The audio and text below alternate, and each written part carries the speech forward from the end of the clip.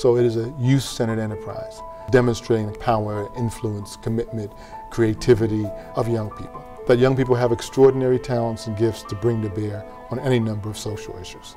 They have a real voice and real opportunity to exercise the authority and power that comes with taking up leadership positions as well. REACH is like creating youth leaders all over the region who are like dedicated to working in their communities and making it a better region.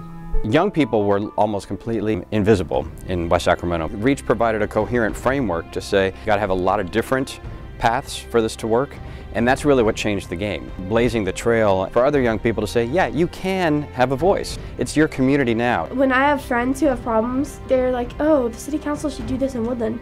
I always tell them how we can write letters, get petitions together, and we can actually do something. We have our town meetings that we put on. We got our voice out into the community that we need to make a change and that it needs to be done now. I started crying on stage, and every single person at the camp came up to me and they all hugged me. It was such an out-of-body experience because it was just so much love there. The region as a whole is beginning to understand that it's not about one community versus another. If we're going to be globally competitive, if we're going to build the workforce of the future, we all benefit when all of our children do extraordinarily well.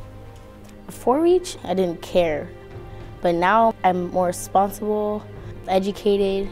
Now I realize that school is my whole life. In the past, I was getting bad grades, went to juvenile hall. As I got more involved and participating more, it taught me that I want to be that positive role model to the other youth who come into REACH. I now have leadership skills. I've made plenty of new friends, and I see something for myself in my future. That transformation from we will never do anything with skate parks, there will never be such a thing in Marysville, to a few months later, we're putting a $75,000 skate park together.